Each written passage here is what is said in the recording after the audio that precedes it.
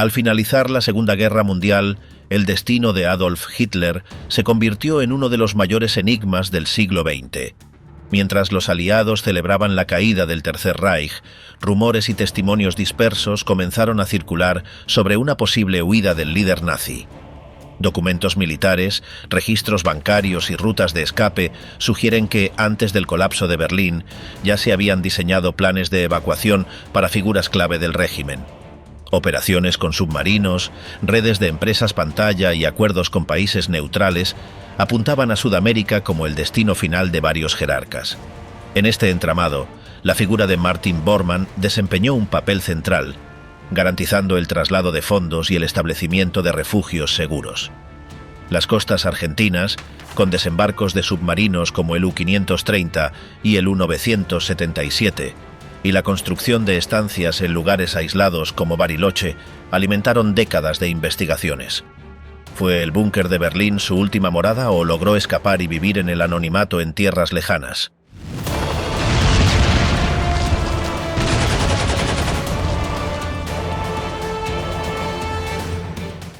El ascenso real del nazismo. En octubre de 1942, el poder militar del Reich se encontraba en su punto más alto. Las fuerzas alemanas dominaban territorios que abarcaban desde los mares árticos del norte de Noruega hasta los desiertos de África septentrional y desde la costa atlántica francesa hasta el río Volga, en el corazón de la Unión Soviética. En África, el cuerpo expedicionario de Erwin Rommel estaba preparado para tomar el Canal de Suez, considerado la vía estratégica más valiosa del Imperio Británico. En el frente oriental, la Sexta Armada al mando de Friedrich Paulus avanzaba con ferocidad dentro de Stalingrado, librando una lucha intensa calle por calle. Conquistar el canal y Stalingrado significaba abrir el camino para controlar los campos petroleros del Cáucaso y del Medio Oriente, garantizando recursos energéticos por décadas. En el Atlántico, los submarinos alemanes mantenían una presión constante sobre los convoyes aliados. Desde bases en la costa atlántica francesa, la flota de Karl Dönitz atacaba en grupos coordinados, interceptando las rutas de abastecimiento que unían América con Europa. Numerosos barcos cargados de combustible, armas y alimentos con destino a Gran Bretaña eran hundidos sin tregua. El gobierno británico admitía que la supervivencia del país dependía de esas rutas marítimas. Winston Churchill llegó a afirmar que lo único que lo inquietaba profundamente era la amenaza de los U-Booty. Desde principios de 1940, el equipo de descifrado de Bletchley Park trabajaba sin descanso para romper los códigos de la máquina Enigma utilizada por la Marina alemana. Aunque consiguieron descifrar mensajes y obtener inteligencia crucial, en febrero de 1942 los alemanes modificaron los ajustes de Enigma, lo que hizo que los británicos perdieran la capacidad de anticipar los movimientos submarinos. Ese cambio, denominado Shark por los criptoanalistas, devolvió a Dönitz una peligrosa ventaja en el mar. A finales de octubre de 1942, un convoy identificado como SC-107 zarpó desde Nueva York hacia Gran Bretaña. Transportaba 42 barcos repletos de suministros vitales, escoltados por un grupo canadiense compuesto por 5 naves, un destructor y 4 corbetas. La ruta cruzaba el área conocida como Pozo Negro, un tramo del Atlántico medio fuera del alcance de la cobertura aérea aliada. En esa zona aguardaban 13 submarinos alemanes del grupo Welchen, listos para atacar bajo la oscuridad. Durante la noche del 2 de noviembre, 2 U-Bote lograron atravesar la defensa del convoy y acercarse a corta distancia. El U-402, al mando del barón Siegfried von Forstner, lanzó una andanada de torpedos desde apenas 400 metros. Uno de los proyectiles impactó en el buque Empire Sunrise, dejándolo gravemente dañado. Otro submarino, el U-80, y 4 bajo el mando de Horst Abhoff, hundió el carguero poco después. En esa misma incursión, el U-522 de Herbert Schneider destruyó 4 barcos adicionales. Al amanecer, 8 naves mercantes habían sido hundidas y otras 2 quedaron inutilizadas. Durante el día siguiente, los escoltas realizaron maniobras evasivas, cambiando de rumbo cada vez que la niebla o las tormentas les ofrecían una oportunidad para escapar. Sin embargo, al anochecer del 3 de noviembre, el U-89 de Dietrich Lohmann consiguió infiltrarse en el centro del convoy. Disparó 5 torpedos, alcanzando 2 buques, entre ellos el Jaipur, nave insignia cargada con municiones. Poco después, el U-132 al mando de Ernst Vogelsang lanzó otra serie de torpedos contra el flanco de estribor, hundiendo 3 embarcaciones. Una de ellas explotó con tal violencia que la onda expansiva se sintió a varios kilómetros, dañando incluso a submarinos sumergidos a 200 pies de profundidad. El U-132 desapareció con toda su tripulación tras esa detonación. El 5 de noviembre, un bombardero B-24 Liberator del Escuadrón 120 de la Royal Air Force localizó el convoy, lo que permitió la llegada de refuerzos navales desde Islandia. Bajo ataque aéreo, el U-89 resultó dañado y el grupo Veilchen tuvo que dispersarse. El saldo fue devastador: 15 barcos mercantes hundidos y 4 seriamente dañados, sumando más de 100.000 toneladas de pérdidas para los aliados. Durante noviembre de 1942, el tonelaje aliado hundido por los submarinos superó las 730.000 toneladas. En todo el año 1942, la cifra total ascendió a 6,5 millones de toneladas, equivalentes a 1.661 barcos. Los aliados destruyeron 87 submarinos, pero Alemania construyó 238 nuevas unidades, elevando la flota de Dönitz de 91 a 212 naves. El suministro de petróleo y materias primas era el motor de la maquinaria de guerra nazi. Desde la década de 1930, Alemania entendió que el combustible era tan estratégico como los soldados. La falta de reservas obligaba al Reich a controlar territorios con pozos petroleros y rutas marítimas para importar recursos. De ahí la relevancia de las campañas en el Cáucaso y el Medio Oriente, así como de las plantas de combustible sintético que transformaban carbón en gasolina. Las industrias alemanas, sobre todo las del acero y los armamentos, operaban en un sistema económico mixto que combinaba empresas privadas con control estatal. Grandes consorcios como IG Farben y Krupp obtenían contratos millonarios para producir armas, tanques y aviones. A cambio, apoyaban al régimen con tecnología, capital y mano de obra esclava proveniente de los campos de concentración. Esta guerra en Europa generaba beneficios extraordinarios para los grupos empresariales asociados al Reich. El control del transporte y las comunicaciones era igualmente vital. Ferrocarriles, puertos y carreteras funcionaban para abastecer al frente con soldados, municiones y alimentos. Las ciudades ocupadas eran saqueadas de todo tipo de bienes, desde maquinaria industrial hasta cosechas. El oro de los bancos centrales de los países conquistados era confiscado y enviado a Berlín, luego transferido a cuentas en Suiza, España y Portugal para financiar la compra de materias primas en el mercado internacional. Al mismo tiempo, la resistencia aliada intentaba cortar este flujo con bombardeos estratégicos. Fábricas de armamento y refinerías eran objetivos prioritarios para la Royal Air Force y la aviación estadounidense. Pese a estos ataques, en 1942 la producción alemana seguía en aumento, alimentada por el trabajo forzado y el saqueo de los territorios ocupados. La situación en el Atlántico seguía siendo crítica para los aliados. Cada barco hundido significaba menos tanques, menos aviones y menos alimentos para sostener la lucha. Los escoltas enfrentaban torpedos, minas marinas y las emboscadas de los U-bote. Un error en la formación o un retraso podía costar varias naves en minutos. El invierno de 1942 representaba un reto doble: mantener las rutas abiertas y preparar la ofensiva aliada que se aproximaba en el norte de África y Europa.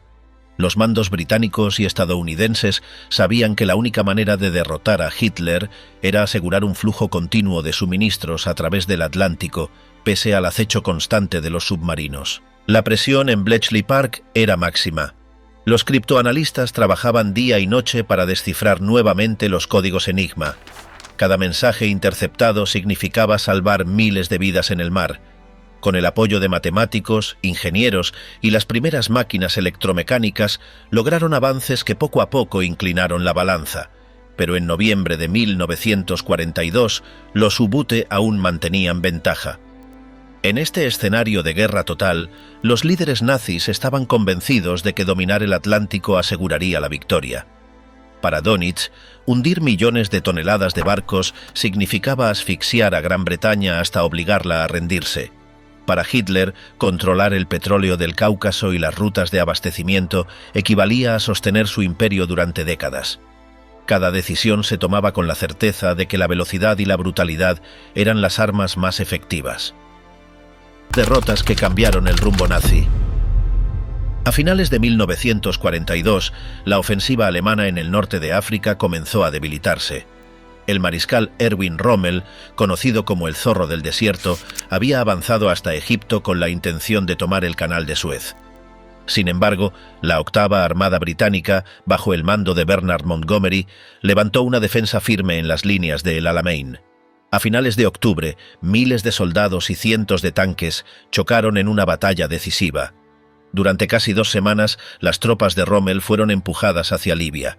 Las reservas de combustible y municiones disminuían rápidamente, mientras los convoyes de abastecimiento eran atacados desde el aire y el mar. El 17 de noviembre, el Afrika Korps emprendió una retirada organizada, dejando atrás equipo y posiciones estratégicas. En paralelo, en el frente oriental, el ejército alemán atravesaba su momento más crítico. La Sexta Armada, comandada por Friedrich Paulus, había penetrado en Stalingrado en septiembre. Lo que parecía una victoria segura se transformó en una lucha urbana desesperada. Las fuerzas soviéticas, dirigidas por Georgi Chukov, defendieron cada edificio como una fortaleza. A mediados de noviembre, la Operación Urano cambió el panorama. Con una contraofensiva masiva, los soviéticos rodearon a más de 250.000 tropas alemanas y aliadas. El cerco interrumpió las rutas de suministro, atrapando divisiones completas en un escenario de frío extremo y hambre. Desde su cuartel en Prusia Oriental, Hitler ordenó a Paulus resistir a cualquier costo. Hermann Göring prometió sostener a las tropas con un puente aéreo de 500 toneladas diarias, pero los aviones apenas lograban entregar una fracción de lo necesario. Miles de soldados morían cada día por congelación o inanición. Stalingrado se perfilaba como la primera gran derrota estratégica del Reich. Mientras tanto, en el norte de África la situación se complicaba. La Operación Torch, iniciada el 8 de noviembre de 1942, llevó a tropas estadounidenses y británicas a desembarcar en Marruecos y Argelia. En pocas semanas, las fuerzas del eje quedaron acorraladas entre las unidades aliadas que avanzaban desde el oeste y las británicas que presionaban desde Egipto. Rommel, enfermo y agotado, solicitó refuerzos que nunca llegaron. A finales de diciembre, el Afrika Korps retrocedía hacia Túnez. La presión sobre Alemania aumentaba en todos los frentes.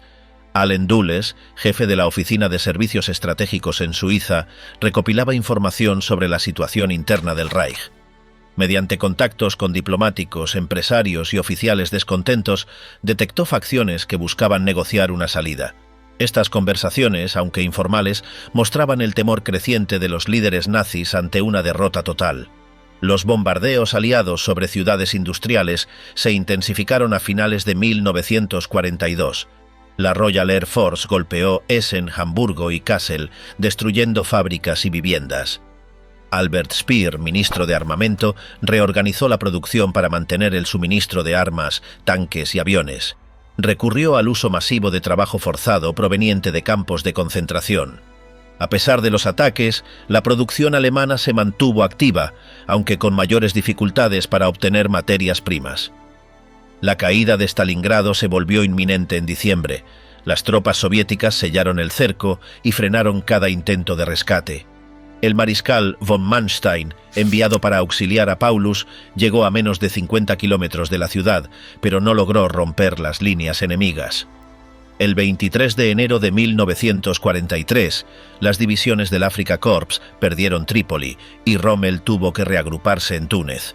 Alemania enfrentaba derrotas simultáneas en 2 frentes vitales. En este contexto, Martin Bormann aceleró sus operaciones secretas. Supervisó la creación de empresas pantalla para transferir capitales al extranjero. Además, coordinó con banqueros suizos y españoles el ocultamiento de fondos en cuentas secretas.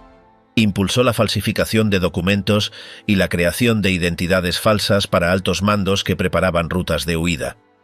Estas acciones se desarrollaban con discreción, incluso sin el conocimiento de otros líderes del partido. En Berlín, el ambiente se volvía cada vez más tenso. Hitler responsabilizaba a sus generales por los reveses, pero mantenía su estrategia. Exigía ofensivas imposibles y castigaba cualquier propuesta de retirada.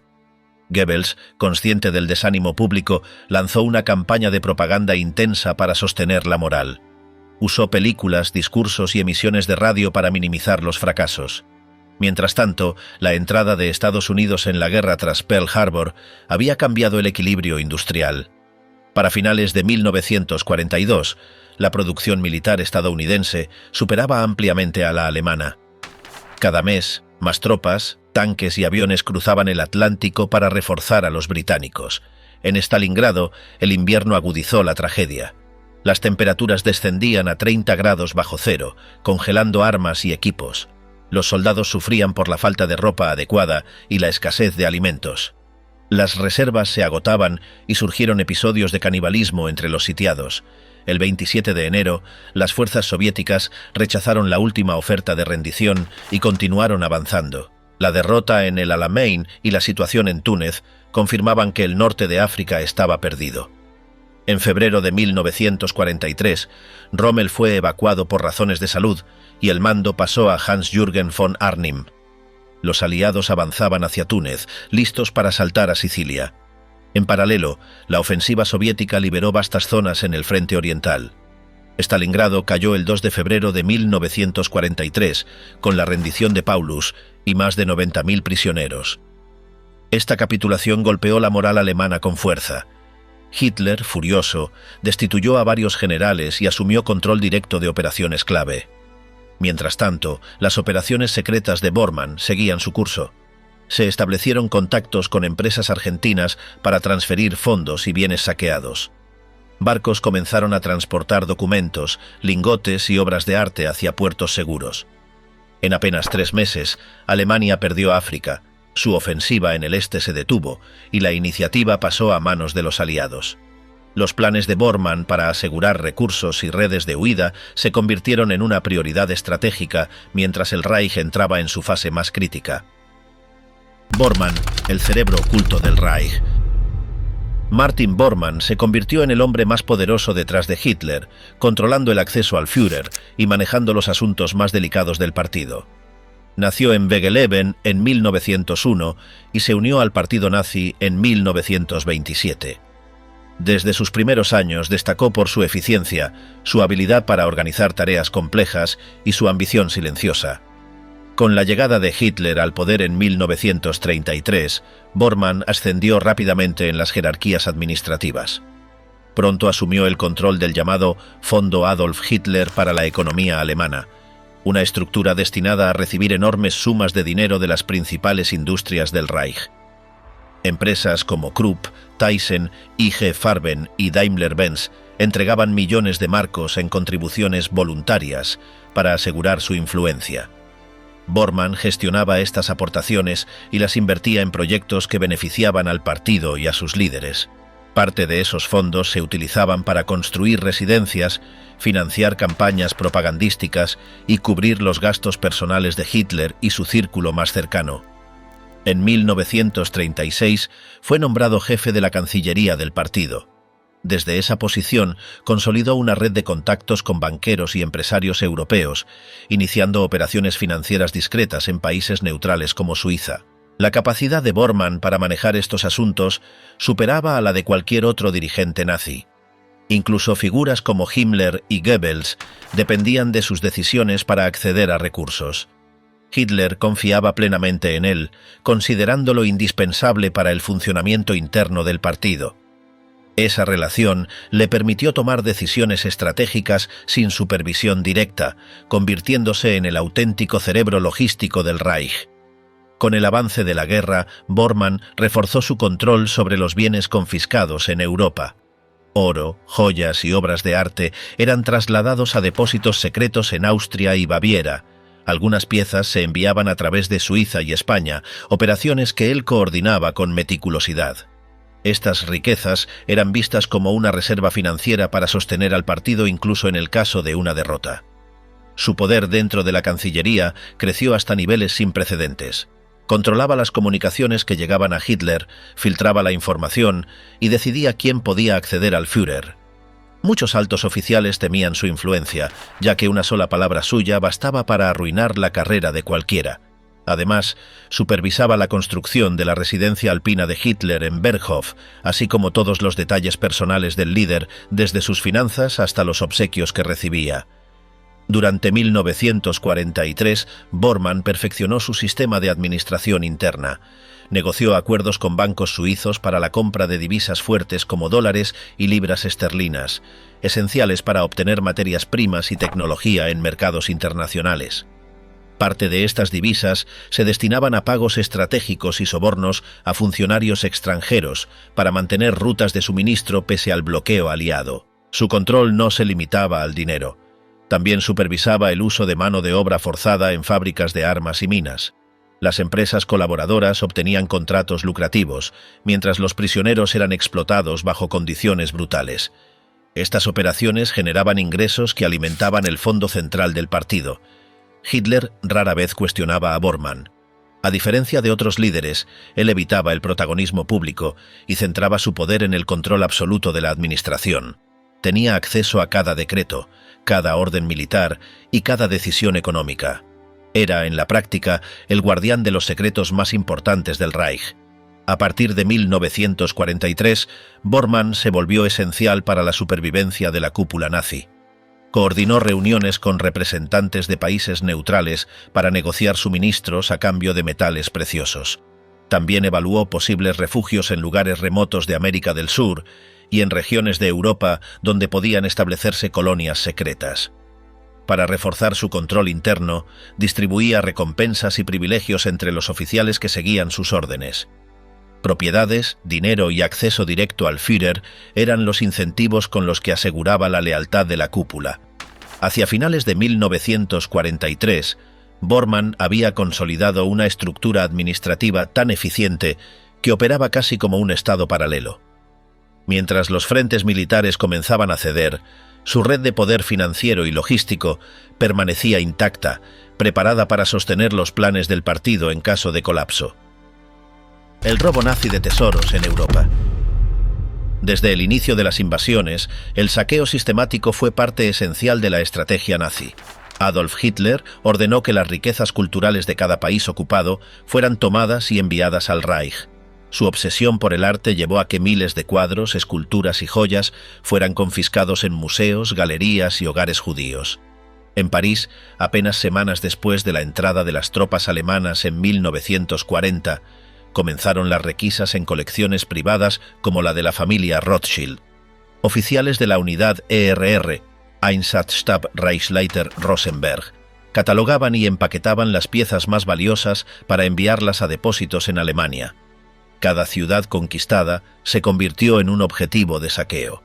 En Varsovia, Cracovia, Ámsterdam y Bruselas, equipos especializados irrumpían en museos y bibliotecas para vaciar estanterías completas. Miles de volúmenes raros, manuscritos medievales y objetos litúrgicos fueron enviados a Berlín. La ERR operaba con un sistema meticuloso. Cada pieza era inventariada y clasificada para ser destinada a colecciones personales de los jerarcas nazis o al planeado Museo del Führer en Linz, Austria. Los nazis también confiscaban monedas, joyas, muebles antiguos y piezas de plata. Las casas judías eran vaciadas mientras sus dueños eran deportados. Todo se cargaba en trenes especiales con destino a depósitos en Baviera y Austria. Algunas obras eran enviadas al castillo de Neuschwanstein, convertido en almacén secreto. Otras eran ocultadas en minas de sal como las de Altaussee, donde se guardaron miles de cuadros de maestros como Vermeer, Rembrandt y Leonardo da Vinci. Martin Bormann supervisaba muchas de estas operaciones a través de su red administrativa. Parte del arte confiscado era utilizado para sobornar a oficiales extranjeros o para comerciar en el mercado negro europeo. Comerciantes suizos y franceses colaboraban en la venta de pinturas a coleccionistas privados dispuestos a pagar grandes sumas. Los trenes cargados con arte robado recorrían Europa con horarios y escoltas especiales. Documentos posteriores muestran que entre 1941 y 1943 salieron de París más de 130 convoyes repletos de objetos culturales. Cada cargamento incluía centenares de cuadros, esculturas y muebles embalados con cuidado y marcados con sellos oficiales del Reich. En Francia, el Hotel Majestic y el Museo del Jeu de Paume funcionaron como centros de clasificación. Rose Valland, una conservadora francesa, arriesgó su vida registrando en secreto el destino de miles de piezas. Sus notas fueron clave tras la guerra para recuperar parte del patrimonio saqueado. Sin embargo, gran cantidad de obras nunca volvió a sus dueños originales y quedó en colecciones privadas o desapareció en transacciones ilegales. En los Países Bajos, el saqueo también fue brutal.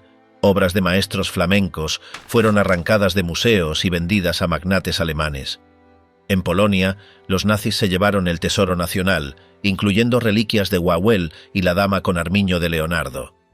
Muchas de estas piezas fueron trasladadas a Alemania Oriental para protegerlas de los bombardeos, aunque el objetivo real era apropiarse de ellas de forma definitiva.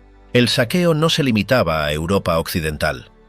En la Unión Soviética, las tropas alemanas vaciaron museos en Kiev, Minsk y Smolensk. Toneladas de arte y objetos históricos fueron enviadas al oeste antes de que el Ejército Rojo pudiera recuperarlos. Estas piezas, catalogadas como botín cultural, alimentaban tanto las colecciones personales de Hitler, Göring y Bormann, como el mercado clandestino que generaba recursos para el régimen. Con el avance aliado en 1944, los nazis comenzaron a trasladar los depósitos más importantes hacia Austria y Baviera. Minas como la de Altaussee fueron reforzadas para resistir bombardeos. Allí se almacenaron obras como el retrato de Adele Bloch-Bauer de Klimt y el retablo de Gante de Van Eyck, junto con esculturas, tapices y joyas de incalculable valor. Los depósitos también se instalaron en castillos como Chiemsee o en cuevas en los Alpes bávaros. Cuando las tropas aliadas avanzaban, muchas piezas fueron destruidas deliberadamente para impedir que cayeran en manos enemigas. La logística del saqueo era tan compleja como la de las operaciones militares. Trenes blindados, convoyes custodiados por las SS y expertos en embalaje trabajaban para transportar los objetos sin daños. La ERR mantenía listas detalladas con fotografías y descripciones de cada pieza. Bormann recibía informes constantes sobre el estado de los depósitos y el destino del arte confiscado. El saqueo de viviendas judías, conocido como Mobile Action, fue especialmente lucrativo. Solo en París, más de 70.000 apartamentos fueron vaciados entre 1942 y 1944. Los muebles y objetos de valor eran subastados por comerciantes afines al régimen. El saqueo cultural fue también una herramienta de propaganda. Los nazis lo presentaban como la recuperación del arte germánico disperso en Europa. En realidad, gran parte del patrimonio europeo fue destruido o quedó oculto. Muchas familias judías nunca recuperaron sus colecciones. A día de hoy, miles de piezas siguen desaparecidas. Mientras los frentes militares se desmoronaban, Bormann y la ERR concentraban esfuerzos en asegurar que las obras más valiosas quedaran bajo control nazi. Algunas fueron trasladadas en vuelos diplomáticos a Suiza durante los últimos meses de la guerra. Otras fueron escondidas en monasterios y granjas para evitar su captura. Este tesoro cultural, gestionado con precisión, se convirtió en una de las mayores operaciones de saqueo de la historia contemporánea. El oro oculto que financió la huida. Desde las primeras conquistas en Europa, el oro fue considerado el pilar del poder financiero nazi. Cada país invadido era saqueado de forma metódica, comenzando por sus bancos centrales. En marzo de 1938, tras la anexión de Austria, el Reichsbank tomó el control inmediato de las reservas de oro de Viena. Lingotes, monedas y divisas fueron cargados en trenes especiales hacia Berlín. Este modelo se repitió en Bélgica, Holanda, Checoslovaquia, Italia y Francia. En cada operación, técnicos bancarios fundían los lingotes para borrar marcas de origen, evitando reclamaciones futuras. El Banco Nacional de Bélgica perdió más de 200 toneladas de oro en pocos días. Francia, tras la caída de París en junio de 1940, entregó más de 800 toneladas que viajaron a Berlín y Viena. Las bóvedas de cada país ocupado eran vaciadas. También se confiscaban joyas y depósitos privados, especialmente de familias judías. Todo este recurso se destinaba a financiar la guerra y a nutrir un fondo secreto para operaciones de largo alcance. Suiza se convirtió en el centro neurálgico de las transacciones. El Banco Nacional Suizo y el Banco de Pagos Internacionales, BEIS, con sede en Basilea, actuaban como intermediarios. Desde 1939, trenes cargados de oro cruzaban los Alpes para depositar lingotes en bancos suizos, donde se convertían en francos suizos, dólares o libras esterlinas.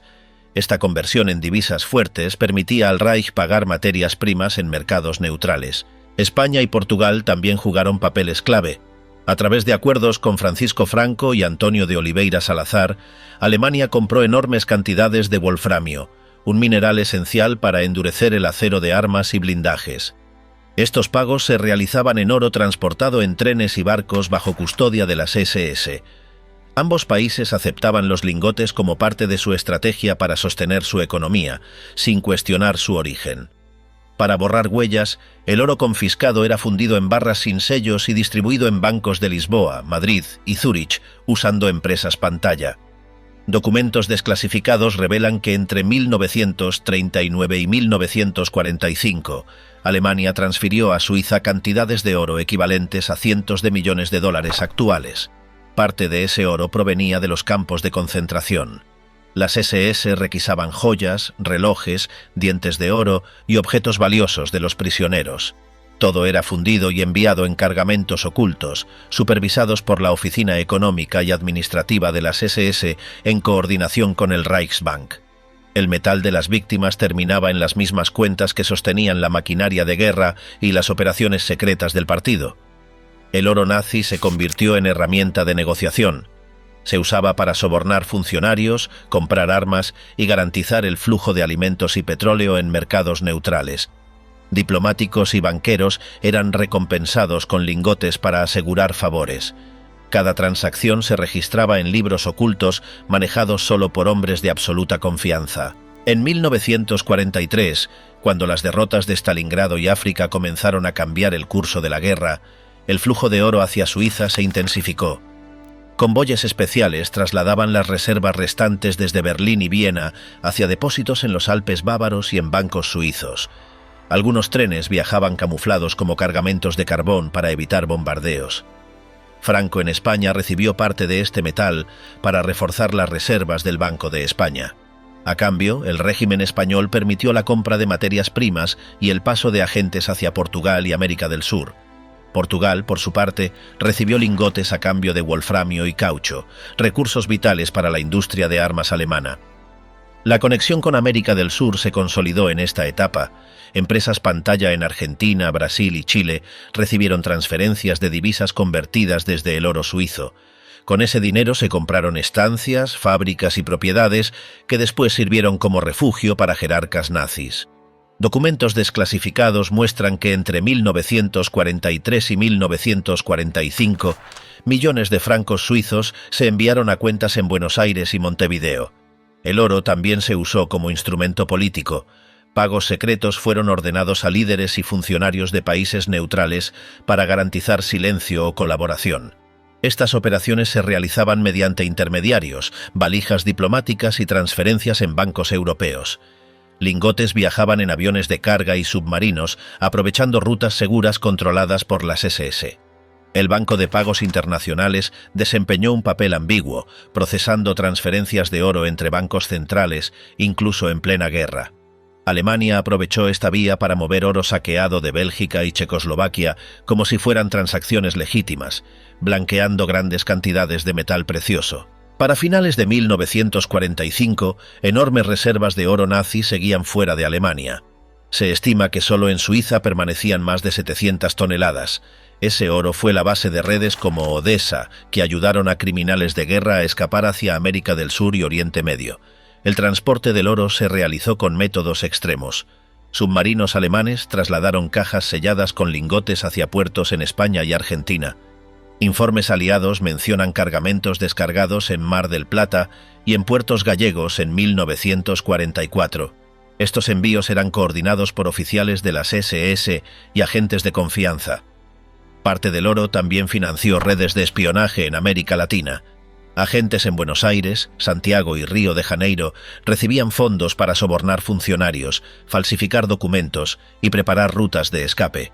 Los aliados intentaron rastrear el oro nazi, pero la neutralidad de Suiza y la discreción de los bancos ibéricos dificultaron cualquier recuperación. Investigaciones posteriores confirmaron que los banqueros suizos habían aceptado oro con marcas borradas, integrándolo a sus reservas. El plan financiero nazi fue claro: convertir el oro saqueado en una red de poder económico global. Cada lingote representaba una inversión para asegurar la supervivencia del nazismo más allá de Europa. Este sistema de acumulación y ocultamiento fue la columna vertebral que permitió financiar rutas de fuga, redes secretas y operaciones clandestinas hacia América Latina. Vuelo del Águila, la ruta de escape. Mientras los frentes del Reich se desmoronaban, Martin Bormann activó un plan para asegurar la huida de la cúpula nazi y el traslado de recursos. Este proyecto, llamado Action Feuerland, buscaba establecer refugios estratégicos en América del Sur, principalmente en Argentina. Bormann lo había diseñado desde 1942, pero la derrota en Stalingrado y la pérdida de África lo volvieron urgente. La estrategia incluía rutas de escape combinadas con una operación masiva de falsificación conocida como Operación Bernhard. La Operación Bernhard, dirigida por las SS, fue el núcleo de estas maniobras. Bajo las órdenes de Heinrich Himmler, prisioneros con experiencia en impresión y grabado fabricaron billetes falsos de libra esterlina con una calidad tan alta que resultaban casi indetectables. Millones de estas libras circularon en mercados clandestinos, utilizadas para pagar materias primas, sobornos y contactos en países neutrales. Parte de esos fondos respaldó el montaje de redes de apoyo en Sudamérica. Argentina se convirtió en el destino clave de la operación. Desde 1943, Bormann estableció vínculos con Ludwig Freude, empresario argentino con acceso a Juan Domingo Perón. A través de este contacto se pactaron acuerdos que garantizaban refugio a los jerarcas nazis que llegaran con capital, tecnología o información estratégica. Estos pactos incluyeron la compra de estancias en la Patagonia y proyectos en la región de Bariloche. Para el traslado se definieron rutas marítimas desde puertos del norte de España y la costa francesa. Submarinos como el U-530 y el U-233 fueron acondicionados para transportar cargamentos de documentos, dinero y piezas de valor hacia Mar del Plata. La falsificación también abarcó dólares estadounidenses.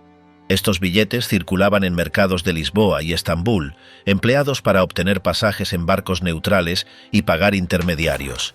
Las SS instalaron imprentas móviles en campos de concentración y ciudades ocupadas, donde se producían pasaportes y certificados de nacionalidad de países latinoamericanos, facilitando desplazamientos sin generar sospechas. Para reforzar la logística en el continente americano, se organizaron inversiones en Argentina y Paraguay a través de empresas de importación de maquinaria y productos químicos. Estas firmas actuaban como tapaderas para las redes de apoyo. En paralelo, Chile y Brasil fueron incluidos en el plan. En el sur de Chile, colonias alemanas como las de Valdivia y Osorno ofrecían un entorno seguro. En Brasil, algunas compañías lograron invertir en Sao Paulo y Río de Janeiro, pese a la creciente presión aliada. La extracción de personas clave formaba la parte más delicada. Se priorizaba la salida de jerarcas de las SS, científicos y técnicos. Las rutas combinaban vuelos hacia España, embarques en buques neutrales con escala en África y conexiones con submarinos rumbo a Sudamérica. Pilotos de la Luftwaffe, como Hans Ulrich Rudel, participaron en misiones de reconocimiento para validar estos itinerarios. La coordinación se mantuvo en manos de un núcleo reducido, utilizando códigos y mensajes cifrados enviados a embajadas en países neutrales. En 1944, tras el desembarco aliado en Normandía, el plan Vuelo del Águila entró en su fase operativa. Submarinos salieron de Kiel y Hamburgo con cargamentos estratégicos, mientras ingenieros alemanes en Buenos Aires preparaban pistas improvisadas para vuelos de emergencia. Cada operación requería documentos falsos, contactos en aduanas y sobornos calculados al detalle. La Operación Bernhard permitió almacenar grandes cantidades de dinero falso en Argentina y Uruguay, destinadas a sobornos, compra de propiedades y proyectos industriales. Muchas de estas inversiones se materializaron en empresas agropecuarias y compañías navieras. Vuelo del Águila fue la culminación de años de preparación logística y financiera. Cada billete, cada submarino y cada pasaporte falso formaban parte de una estructura diseñada para garantizar la supervivencia del núcleo nazi incluso antes del colapso de Berlín. Operación Caza de Jerarcas. En la primavera de 1944, cuando los aliados avanzaban por Europa, una nueva prioridad surgió: capturar a los jerarcas nazis y asegurar la incautación de secretos militares y tecnología avanzada. Londres y Washington organizaron unidades de inteligencia con comandos especializados que operaban detrás de las líneas enemigas. Entre estos grupos destacaba el 30 Commando Unit, diseñado para apoderarse de documentos sensibles antes de que los alemanes los destruyeran. Ian Fleming, entonces oficial de inteligencia naval británica y futuro creador de James Bond, fue uno de los cerebros tras esta unidad. Estas fuerzas ejecutaban incursiones rápidas en ciudades recientemente liberadas para confiscar archivos del partido, códigos de comunicación y prototipos experimentales. También rastreaban listas de personal de las SS y la Gestapo, con el fin de seguir la pista de oficiales de alto rango. Los hallazgos eran enviados de inmediato a los centros de inteligencia en Londres. El material recuperado incluía mapas, registros bancarios, inventarios de armas y datos sobre experimentos secretos. Con el avance aliado hacia Alemania, el caos en las filas nazis creció. Oficiales del Reich intentaban destruir pruebas o huir hacia Baviera, Austria e Italia. Estas rutas se enlazaban con refugios en monasterios, granjas y casas de simpatizantes nazis. Algunos jerarcas cambiaban sus uniformes por ropa civil, otros utilizaban documentos falsos preparados con antelación. Los aliados comprendieron que cada día era crucial. Comandos británicos y estadounidenses acompañaban a las tropas de combate para asegurar archivos al momento de la retirada alemana. En Normandía, tras el desembarco de junio, se incautaron depósitos de inteligencia con información sobre redes nazis en América Latina y países neutrales. A finales de 1944, la Oficina de Servicios Estratégicos de Estados Unidos envió agentes a Suiza y España para seguir el rastro de los canales financieros del partido. Informes interceptados mostraban transferencias de dinero y lingotes hacia bancos suizos, lo que indicaba una preparación sistemática para operaciones de fuga. Allen Dulles, jefe de la OSS en Berna, estableció contactos con figuras cercanas al régimen nazi que buscaban negociar su seguridad a cambio de información.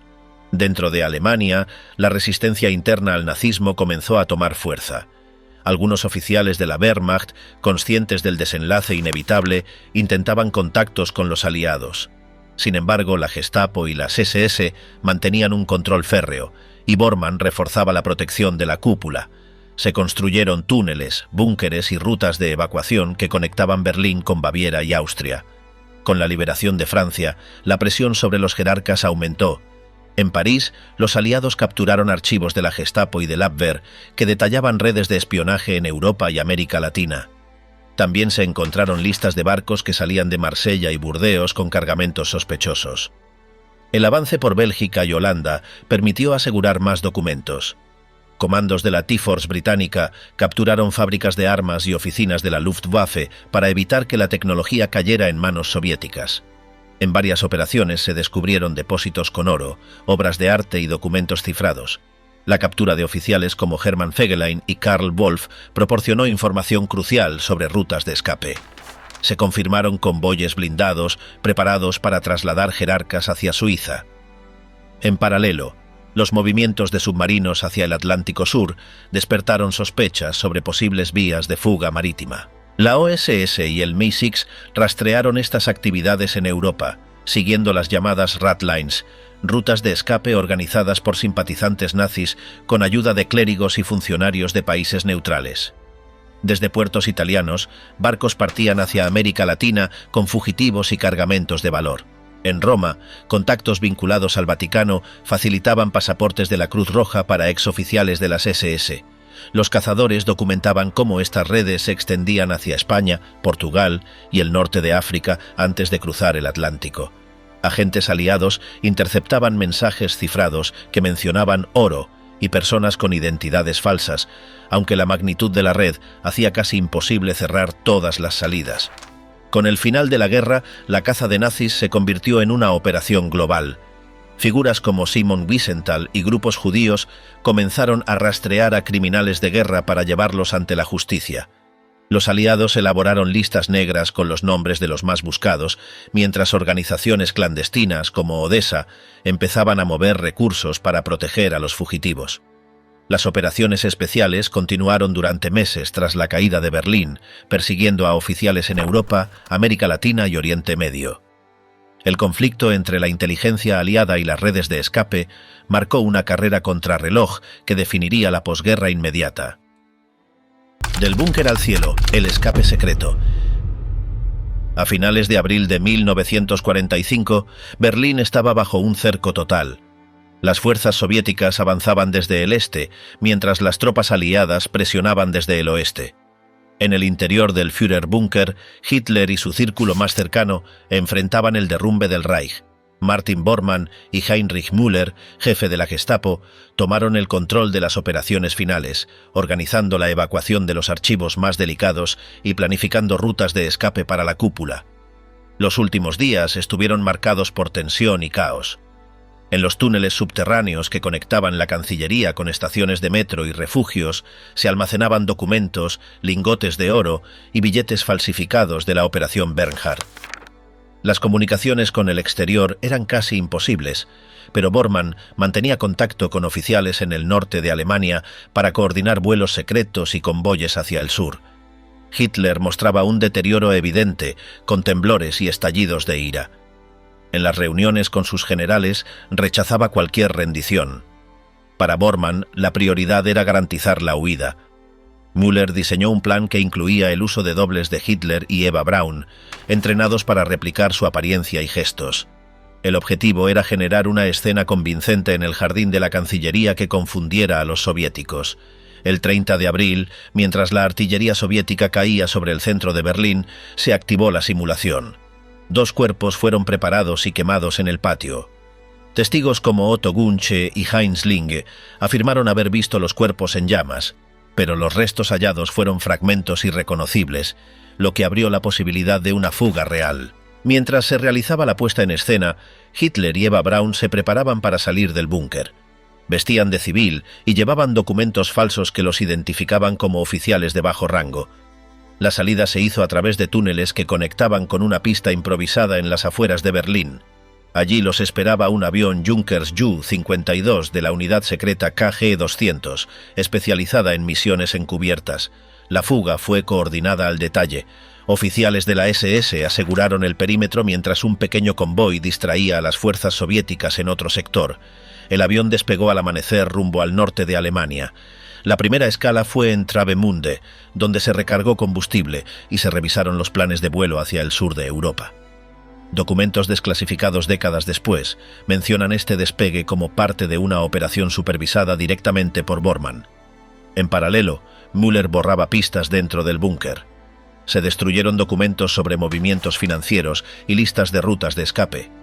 También se enviaron mensajes de radio falsos para confundir a los aliados. Cuando los soviéticos tomaron la Cancillería, encontraron informes contradictorios que alimentaron las dudas sobre el destino de Hitler. Tras la escala en Travemünde, el avión voló hacia el sur, bordeando el espacio aéreo controlado por los aliados. La segunda parada fue en una pista cercana a Reus, España. Agentes vinculados al régimen de Franco proporcionaron combustible y logística. España, con su neutralidad flexible, era un punto clave de las rutas de huida. Desde Reus, el Ju-52 voló al archipiélago canario, donde submarinos de la Operación Seawolf esperaban para trasladar cargamentos secretos y personal hacia América del Sur. Informes aliados confirmaron movimientos inusuales de U-bote en esa zona en mayo de 1945, lo que respalda la hipótesis de una huida organizada. Durante el vuelo, Hitler permaneció oculto en una sección adaptada del avión junto a Eva Braun y un reducido grupo de médicos, ayudantes y personal de seguridad. Cada tramo fue calculado para evitar intercepciones. Los pilotos de la KG-200 conocían rutas clandestinas y usaban códigos de radio falsos para pasar inadvertidos. Mientras el avión avanzaba, en Berlín los soviéticos anunciaban que Hitler había muerto en el búnker. La falta de restos verificables llevó a los aliados a investigar testimonios contradictorios. Algunos prisioneros aseguraron haber visto a Hitler en un convoy blindado, otros hablaron de vuelos hacia España. La coordinación entre la fuga aérea y los movimientos marítimos fue crucial. Submarinos como el U-530 y el U-977 viajaron hasta Argentina y se entregaron meses después del fin de la guerra, reforzando la teoría de que jerarcas nazis utilizaron esas rutas. Documentos en archivos argentinos mencionan comunicaciones entre oficiales alemanes y autoridades locales para organizar la llegada de cargamentos especiales. En las últimas horas de Berlín, Bormann y Müller continuaron moviendo fondos hacia Suiza y España. Oro y divisas fueron transportados en trenes hacia Austria para ocultarlos en minas y depósitos, asegurando recursos para la red de escape en Sudamérica. El vuelo hacia las Canarias duró varias horas en condiciones de máxima tensión. Los pilotos evitaron rutas conocidas y volaron a baja altitud para esquivar radares. Una vez en el archipiélago, Hitler y su grupo cambiaron de transporte. Algunos relatos hablan de un barco hacia Sudamérica, otros de una conexión directa con submarinos U-Boote equipados para trasladar pasajeros y cargamentos valiosos. La hipótesis de los dobles fue respaldada por testigos soviéticos que describieron cuerpos carbonizados imposibles de identificar. Estudios posteriores concluyeron que los restos dentales atribuidos a Hitler no coincidían con los registros odontológicos, lo que refuerza la teoría de una fuga. Los aliados, aunque oficialmente aceptaron la versión del búnker, siguieron investigando. La OSS recopiló informes de avistamientos en España, Marruecos y Argentina. Algunos fueron descartados, pero el patrón de movimientos de aviones y submarinos nunca se aclaró por completo. El vuelo secreto al sur de Europa marcó el inicio de la última fase del plan de Bormann. Desde allí, los fugitivos podían trasladarse a América del Sur usando la infraestructura preparada con años de anticipación. Argentina, con sus estancias aisladas y una comunidad alemana organizada, ofrecía un refugio seguro. La Patagonia, con sus lagos y montañas, era el escenario perfecto para ocultarse durante décadas. La historia de los últimos días en Berlín, con la simulación de la muerte y la huida aérea, sigue siendo uno de los episodios más enigmáticos de la guerra. Cada documento y cada testimonio apuntan a que la cúpula nazi diseñó una salida meticulosa, respaldada por rutas marítimas, contactos internacionales y una logística financiera imposible de improvisar. Rumbo secreto. U-Boote en América del Sur. El 10 de julio de 1945, la base naval de Mar del Plata se vio sorprendida por la aparición del U-530. La tripulación se entregó sin enfrentamientos, pero el contenido del submarino nunca fue revelado por completo. Un mes más tarde, el 17 de agosto, el U-977 llegó a la misma base tras una travesía de más de 100 días. La llegada consecutiva de estas dos naves encendió rumores sobre la posible evacuación de jerarcas nazis y cargamentos valiosos en costas argentinas antes de sus entregas oficiales. Informes de la Policía Marítima mencionan desembarcos clandestinos en Necochea y Puerto Madryn. Testimonios locales describieron embarcaciones descargando cajas metálicas y personas vestidas de civil durante la noche. Estos cargamentos fueron rápidamente trasladados hacia estancias pertenecientes a simpatizantes nazis en la Patagonia. Las rutas de los submarinos hacia Sudamérica estaban cuidadosamente diseñadas. Desde Europa hacían escalas en puertos de Galicia o Cádiz para abastecerse, continuaban hacia las Islas Canarias y luego se internaban en el Atlántico Sur, navegando a gran profundidad para evitar detección. El viaje podía extenderse entre 8 y 10 semanas dependiendo de las maniobras de evasión. La recepción en Argentina era coordinada por empresarios alemanes como Ludwig Freude, un hombre con acceso directo al entorno de Juan Domingo Perón. Freude supervisaba el transporte de materiales descargados hacia depósitos en estancias cercanas a Mar del Plata, como la mencionada Moromar, y gestionaba la compra de propiedades estratégicas en Bariloche y Villa La Angostura. Las colonias alemanas en la Patagonia desempeñaban un papel fundamental. Estas comunidades, con redes de transporte y contactos en las autoridades locales, ofrecían alojamiento, apoyo logístico y discreción. Hoteles y clubes sociales eran utilizados como centros de reunión para planificar el traslado de bienes y personas. Los aliados reaccionaron con rapidez. Informes del FBI y la inteligencia naval estadounidense detallaron movimientos sospechosos de submarinos y barcos mercantes hacia el Atlántico Sur. Documentos desclasificados sugieren que algunos U-Boote transportaban no solo recursos, sino también tecnología militar avanzada, como piezas de cohetes V-2 y planos de aviones a reacción, destinados a ingenieros alemanes ya establecidos en Argentina. La travesía del U-977 fue especialmente enigmática. Heinz Schäfer, su comandante, declaró que permanecieron sumergidos durante más de 60 días utilizando snorkels para recargar baterías, una maniobra arriesgada que les permitió eludir patrullas aliadas. Schäfer jamás confirmó si hubo desembarcos previos a su entrega en Mar del Plata, lo que alimentó las sospechas sobre la presencia de pasajeros importantes. La llegada de estos submarinos a Argentina despertó un interés global. La prensa los bautizó como submarinos fantasma y circuló la teoría de que altos jerarcas nazis habían escapado usando estas rutas. Aunque las investigaciones aliadas presionaron al gobierno argentino, la falta de pruebas concluyentes permitió que el tema quedara en la sombra. Las redes nazis en Argentina ya estaban en marcha antes del final de la guerra. Empresas de importación y exportación funcionaban como fachadas para mover dinero y recursos. Estas compañías tenían vínculos con bancos en Suiza y España, lo que facilitaba el flujo de fondos hacia Buenos Aires y Montevideo. Parte de este dinero se destinaba a sobornos y a la construcción de refugios en zonas apartadas. Ludwig Freude y su círculo fueron piezas clave. Además de gestionar las llegadas, organizaban la distribución de bienes y el traslado de exoficiales nazis hacia zonas seguras en el interior del país. Bariloche y Villa La Angostura se convirtieron en puntos estratégicos gracias a su geografía montañosa y la presencia de comunidades alemanas con infraestructura adecuada. Los informes del FBI señalan la posibilidad de que algunos submarinos descargaran su carga en playas desiertas antes de entregarse. Esto explicaría la falta de objetos valiosos en el momento de su captura. Las cajas metálicas, posiblemente con oro, documentos y obras de arte, habrían sido transportadas en camiones hacia depósitos secretos. La coordinación con rutas comerciales fue clave.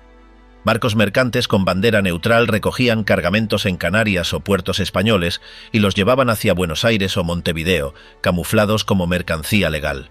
Esta combinación de medios garantizó que una parte importante de los recursos del Reich llegara a Sudamérica sin ser detectada. El episodio de los U-Boot en Argentina consolidó la idea de que el Atlántico Sur se convirtió en la última vía de escape nazi. Los desembarcos en Mar del Plata y otros puntos de la costa argentina demostraron la eficacia de estas operaciones. La mezcla de contactos políticos, dinero y tecnología permitió que muchos fugitivos y cargamentos estratégicos llegaran a salvo a América del Sur. Inalco, el escondite final. Tras el final de la guerra, Argentina se convirtió en uno de los destinos más importantes para los nazis que lograron escapar. Entre las zonas elegidas por la red de Bormann, la región de Bariloche y los alrededores del lago Nahuel Huapi fueron puntos clave para instalar refugios discretos. A mediados de 1947, Hitler y Eva Braun habrían llegado a la estancia Inalco, una residencia ubicada en un sector entonces inaccesible por tierra y diseñada para ofrecer aislamiento absoluto. La mansión Inalco fue diseñada por el arquitecto Alejandro Bustillo, uno de los más influyentes de la Patagonia argentina. La propiedad contaba con muelles privados, hangares para hidroaviones y áreas boscosas que impedían la vista desde el exterior. Lanchas rápidas conectaban con Villa La Angostura y otros puntos estratégicos del lago. Investigadores han recopilado testimonios que indican que la pareja se movía con un grupo reducido de seguridad formado por alemanes de confianza, exoficiales de las SS y miembros de la comunidad local. La estancia estaba equipada con tecnología avanzada para la época. Contaba con generadores eléctricos, radios de onda corta y almacenes subterráneos con provisiones y documentos. Los suministros llegaban gracias a empresarios alemanes de Buenos Aires y Bariloche, quienes organizaban el transporte de alimentos, medicinas y objetos personales. Este sistema lograba que la actividad de la casa pasara inadvertida para las autoridades. Durante esos años, Bariloche se convirtió en un centro neurálgico de los nazis refugiados. Figuras como Josef Mengele y Erich Priebke se integraron en la comunidad local, frecuentando clubes sociales, comercios y empresas con vínculos alemanes. El Club Andino Bariloche, fundado antes de la guerra, era un punto de reunión en el que las conversaciones en alemán resultaban habituales. Hitler vivía en un entorno de máxima seguridad. Las visitas eran seleccionadas y filtradas por su personal de confianza. Algunos oficiales de la Kriegsmarine y de la Luftwaffe que habían llegado en submarinos visitaron Inalco para reuniones confidenciales. Estos encuentros trataban asuntos financieros, el uso de fondos ocultos en bancos suizos y la coordinación de redes en Paraguay y Brasil, parte de la estructura que Bormann había establecido antes del colapso del Reich. Eva Braun mantenía un perfil bajo. Vecinos relataron que apenas salía de la mansión y que, cuando lo hacía, vestía de forma sencilla y usaba nombres falsos. Algunos testigos aseguraron que se hacía pasar por esposa de un empresario alemán. La zona, con una marcada influencia germana, favorecía esta discreción.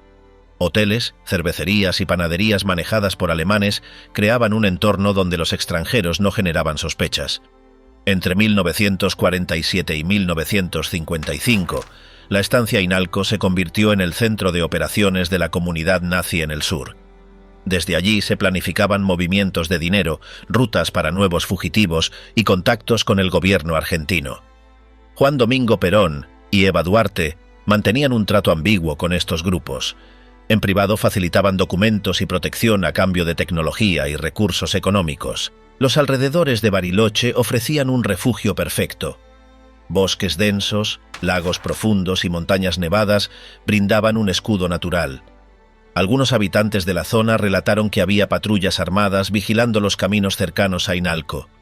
Otros afirmaron haber visto avionetas aterrizando en el lago o lanchas descargando cajas en los muelles privados, siempre en horarios nocturnos.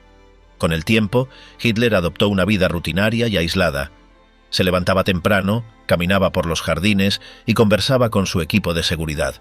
Su salud comenzó a deteriorarse en la década de 1950, con problemas cardiovasculares y temblores crecientes. El doctor Otto Lehmann, un médico alemán, lo visitaba periódicamente y supervisaba tratamientos en secreto. La comunidad nazi en Argentina continuaba creciendo con la llegada de nuevos fugitivos. Muchos se instalaron en localidades cercanas como San Carlos de Bariloche, Villa Traful y Villa La Angostura. Algunos trabajaban en proyectos de infraestructura, mientras otros desarrollaban negocios de hotelería y turismo. Este flujo de inmigrantes europeos facilitó que la presencia de Hitler y Eva Braun pasara inadvertida. Inalco no era el único refugio. Otras propiedades en Bariloche y en áreas rurales cercanas funcionaban como casas de seguridad. Varias tenían pasadizos ocultos y almacenes subterráneos con provisiones y documentos. Estas instalaciones estaban preparadas para soportar inspecciones y ofrecer una vía de escape rápida hacia Chile por pasos cordilleranos poco transitados. En 1955, tras la caída de Perón, el clima político en Argentina cambió. Las investigaciones sobre nazis refugiados aumentaron y varias figuras importantes fueron identificadas por la prensa.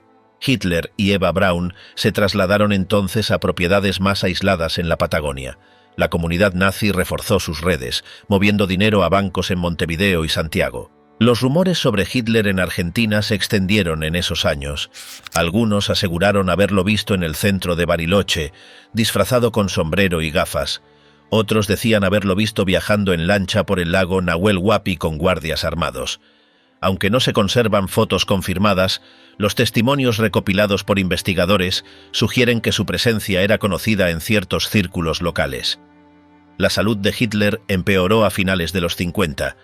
El doctor Lehmann aumentó sus visitas y se habla de tratamientos con medicamentos importados desde Europa.